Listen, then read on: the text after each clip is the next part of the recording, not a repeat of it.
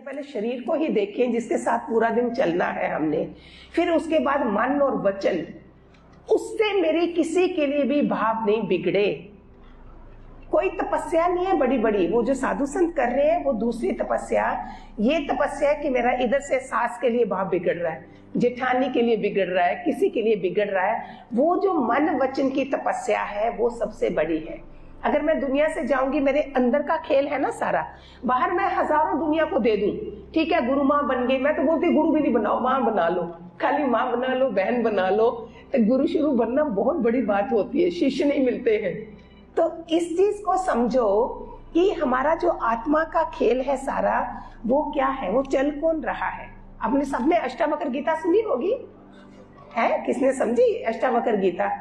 कोई है जो सुना होगा जिन्होंने? नहीं, वो राजा जनक थे, सीता जी के पिताजी थे, जो उनको सपना आया था कि मैं राजा होके सपने में वो मांग रहे हैं भिखारी की तरह, ऐसे बर्तन पकड़ा हुआ है। हमें कितने सपने आते हैं हम नहीं पूछते हैं। उन्होंने सुबह उठ के बड़ी सभा बुला ली, विद्वानों को बुला दिया और फिर पूछा कि बताओ मेरा ये क्या मतलब है, वो सच है मैं राजा हूं और सपने में भिखारी देख रहा हूं। उसमें अष्टावक्र थे जो बहुत बड़े महान थे, टेढ़े मेढ़े थे, उनको कोई श्राप मिला था ऐसे टेढ़े अंगों वाले।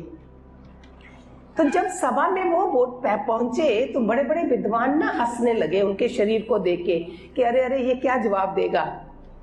तो उन्होंने क्या बोला, राजा जनक तू इनको विद्वान मानता है, ये तो चम देख रहे हैं मेरा।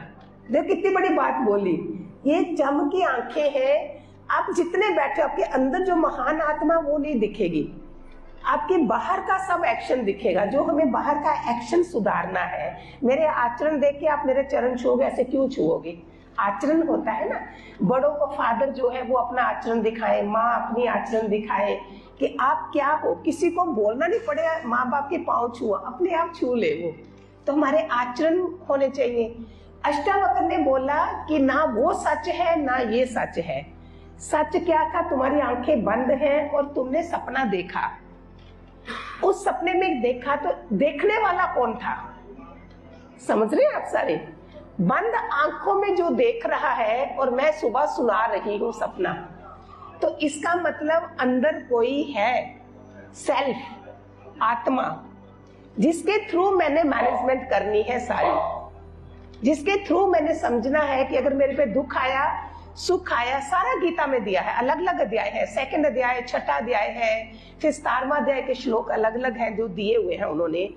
तो उसमें अगर मैं दुख को समय रो रही हूँ, सुख के समय हंस रही हूँ, फिर तो मैं बड़ी कमजोर इंसान हूँ। दुख आया वो भी चला जाएगा, सुख आया वो भी चला जाएगा। तो सेल्फ मैनेजमेंट में क्या आएगा, ना दुख में दुखी होना है ना सुख में सुखी होना है। दुख और सुख दोनों भाई है। दुख बोलता अगर मुझे भूल गए तो मैं दोबारा आऊंगा। हम क्या करते हैं, वो बुरा टाइम जो आता है ना वो भूल जाते हैं, वो हमें नरम बनाने आता है। बुरा टाइम जब भी दुनिया में हमारे पे आता है हम बहुत हम्बल बनते हैं। अगर नहीं बनते तो इसका मतलब भगवान की कृपा नहीं बरसी है। हमेशा नम्रता हमें अमरता तक ले जाती है। हम इन चीजों को भूल गए।